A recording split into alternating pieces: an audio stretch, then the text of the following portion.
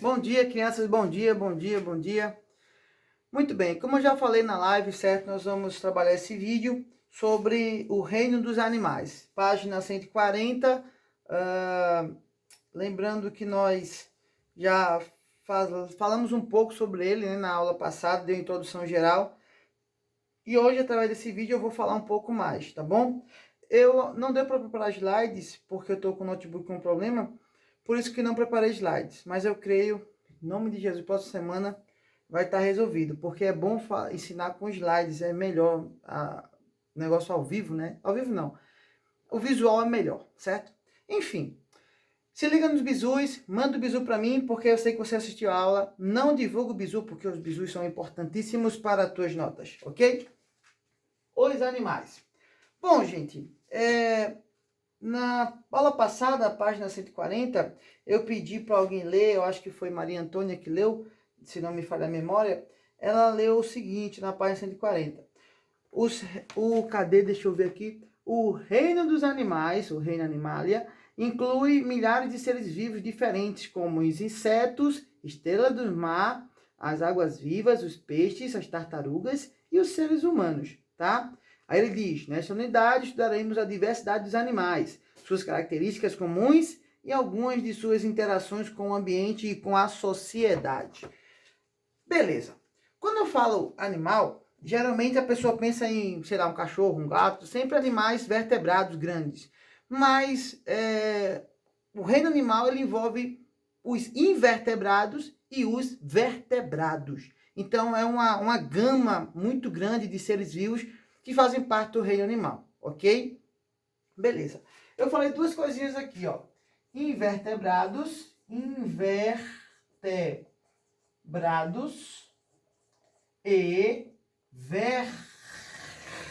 vertebrados, tá? Beleza.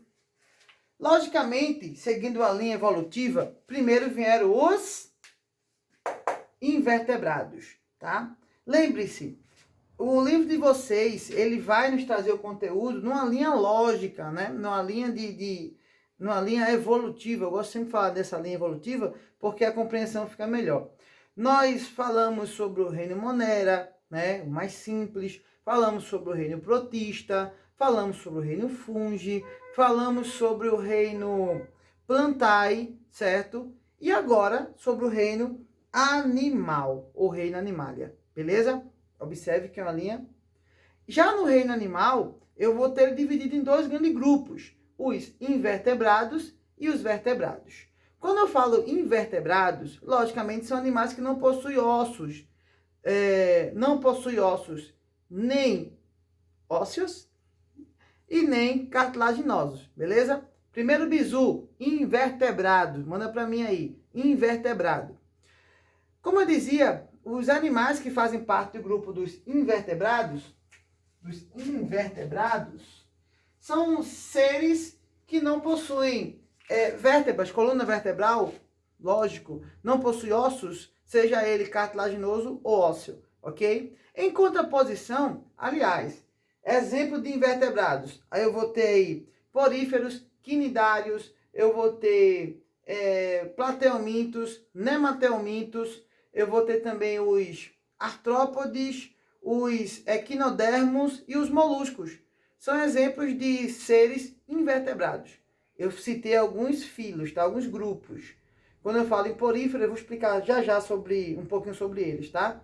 Mas dentro dos invertebrados, eu vou encontrar outro subgrupo. Poríferos, quinidários, tá?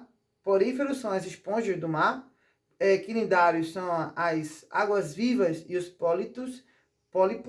Aí eu tenho também, deixa eu lembrar aqui, meu Deus do céu, poríferos, quinidários, plateumintos, que são, no caso, as planárias, os nemateumintos, que são as lombrigas, um grande exemplo.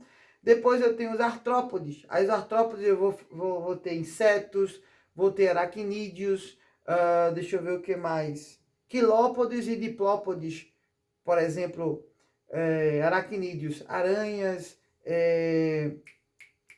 crustáceos também, né? Dentro dos artrópodes, caranguejos, siris. E depois eu vou ter também os moluscos. Moluscos, quem são os moluscos? São os polvos, né? São também, deixa eu ver outra aí, marisco, é marisco o nome que se chama, não sei se é marisco, perbigão, né? Aquele que você pega na praia ali, perbigão, aquilo é um molusco. E eu vou ter também os equinodermos, que são as estrelas do mar, beleza? Enfim. Observe que os invertebrados são muitos seres vivos dentro deles. Não é só um animal nem dois, são muitos. Já os vertebrados, eu vou ter aí 4 grandes grupos, se não me falha a memória. Peixes, anfíbios, répteis, aves e mamíferos. 5 grandes grupos.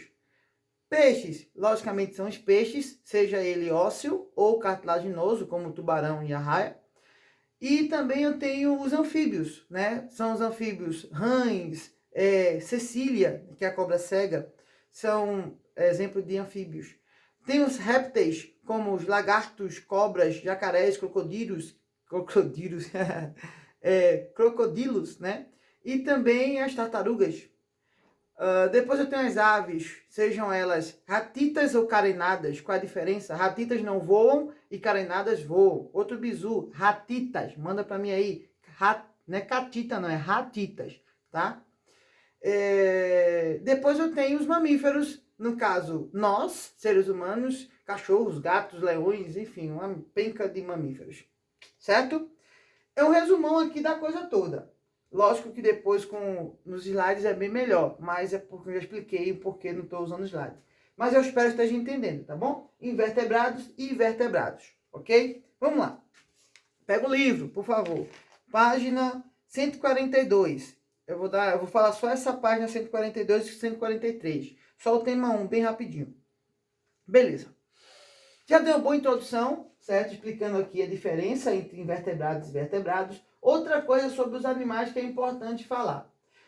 Os animais apresentam características bem interessantes, como simetria. Eu falei até na aula passada. Simetria bilateral, ok? Como assim bilateral? Se você pegar o ser humano e partir ele no meio, você vai ter 2 lados iguais. A maioria dos animais não possui simetria bilateral, ok? Existem alguns animais que possuem simetria radial. Como assim? A anêmona. Sabe a anêmona, aquela onde morava o pai de Nemo, onde Nemo morava, né? A anemônema. Enfim, a anêmona, ela possui simetria radial. Você pode cortar ela em vários, sabe?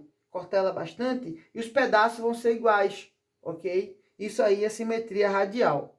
Ser humano, cachorro, gato, leão, tartaruga, zebra, possuem simetria bilateral, ok? As aves, simetria bilateral. Se você pegar um passarinho e cortar ele no meio certinho, 2 lados iguais. Se você cortar de novo, aí já fica, o negócio fica meio estranho, né? Não dá certo. Na anêmona, não. A anêmona você pode cortar ela em vários pedaços, você vai ter pedaços iguais. A estrela do mar, quando ela já está adulta, você vai cortar ela em vários pedaços, você vai ter uma simetria radial, porque ela vai ser sempre pedaços iguais. Geralmente 5, né? Enfim. Outra coisa sobre o reino animal, espero que você esteja entendendo, tá bom? Outro bizu para vocês, manda para mim aí. Animal, é o outro bizu, animal, ok? Enfim. Atividade dos animais, página 143. Antes de falar sobre isso, na página 142, ele traz uma imagem bem legal, mostrando a linha evolutiva dos seres vivos, né? Logicamente, como eu já falei, primeiro vieram os invertebrados e depois os vertebrados. E observem, quando eu falei nos vertebrados, eu falei primeiro quem? Qual foi o primeiro grupo que eu falei? É outro bizu. Qual foi o primeiro grupo que eu falei aqui dos vertebrados? Manda para mim aí o bizu, por favor, eu estou esperando. Bom, enfim, numa linha evolutiva, nós vamos ter aí peixes, anfíbios, répteis. Significa dizer que a conquista do meio terrestre, propriamente dito, aconteceu ali, isso nos vertebrados, tá bom? Aconteceu quando surgiu os anfíbios. Os anfíbios, eles começaram a conquistar o meio terrestre. Porém, todo anfíbio, ele precisa da água para reprodução. Então, ele é um semi-aquático. Quem realmente marcou a conquista da Terra foi os répteis, porque eles já não precisavam mais da água para reprodução. Eles botavam ovos, ok? Então isso marcou ali realmente que os répteis conquistaram o meio terrestre. Depois as aves, né? E por último os mamíferos que dominaram realmente 100%. Tanto os répteis, aves e mamíferos dominam 100% o meio terrestre. Os anfíbios ainda precisam de água, então eles são semi-aquáticos, para a reprodução, lógico, ok? Vamos continuar o assunto. Algumas atividades que os animais realizam. Digestão. Todo ser vivo tem que realizar digestão, tanto os invertebrados como os vertebrados. Só que isso vai variar. Tem alguns animais que a digestão é bem interessante. Por exemplo, existem animais que possuem digestão interna, ou eles engolem um alimento e é digerido dentro do corpo dele. Existem alguns outros que a digestão é externa. Por exemplo, algumas aranhas, elas injetam o líquido digestivo na presa, ela meio que derrete ali fora, é quebrada, depois ela suga, né? A digestão aconteceu fora, se chama digestão extracorpórea, não tem no livro. Manda para mim o bizu, extracorpórea, outro bizu. Muito bem. Alguns animais, como eu já disse, a digestão ocorre dentro do corpo, outros fora, tá? Alguns, deixa eu ver o que mais lhe falo. Pronto. Alguns possuem digestão intracelular ou extracelular, dentro da célula ou fora da célula. É basicamente o que eu acabei de explicar a vocês, ok? A digestão vai variar de organismo para organismo. Por exemplo, todos os mamíferos possuem o mesmo tipo de digestão? Não. Um grande exemplo são os ruminantes. Por exemplo, o boi. O boi é um ruminante. Você já observou, não sei se observaram, mas o boi ele come capim durante o dia e à noite, mesmo deitado, ele fica... Por que ele faz isso? Ele possui, se não me falha a memória, 2 ou 3 estômagos, o boi. O que acontece? Ele vai engolir o capim, esse capim não vai ser digerido completamente, ele vai ruminar, mandar de volta, meio que regurgitar, mastiga de novo e engole mais uma vez, tá? Nós não. Nós engolimos, ocorre a digestão, tudo bem. Então, vejam que a diferença na digestão entre os animais. Imagina aí, um inseto, uma lesma, logicamente cada um tem uma forma de digestão diferente. Outra coisa importante sobre os animais, eu estou na página 143, tá bom? Respiração. Existem alguns animais que têm respiração pulmonar, como nós, mamíferos, aves, pulmonar, os répteis, respiração pulmonar, os anfíbios, eles possuem respiração pulmonar e cutânea, tá bom? Respiração pulmonar e cutânea, os anfíbios. Como assim, professor? A respiração cutânea é através da pele. A troca gasosa acontece na pele dos anfíbios. Eles também respiram pela pele. Interessante isso, né? Então, observe que até a respiração vai variar de organismo para organismo, de ser vivo para ser vivo, ok? É diferente. Não é todo ser vivo que tem pulmão, não, tá? Lógico. Por exemplo, os poríferos, os quinidários, esses animais, eles têm um tipo de respiração diferente da nossa. Não possuem pulmões, tá? Eles vão retirar da água o oxigênio, certo? Não através de brânquia, porque a água vai passar pelo corpo dele ali, e ele vai retirar o oxigênio através de células especiais, certo? Então a respiração também varia de ser vivo para ser vivo. Outra coisa que o livro vocês falam, excreção. Interessante. Os poríferos, eles são filtradores. A água, as esponjas do mar não se movem, lógico, elas são fixas.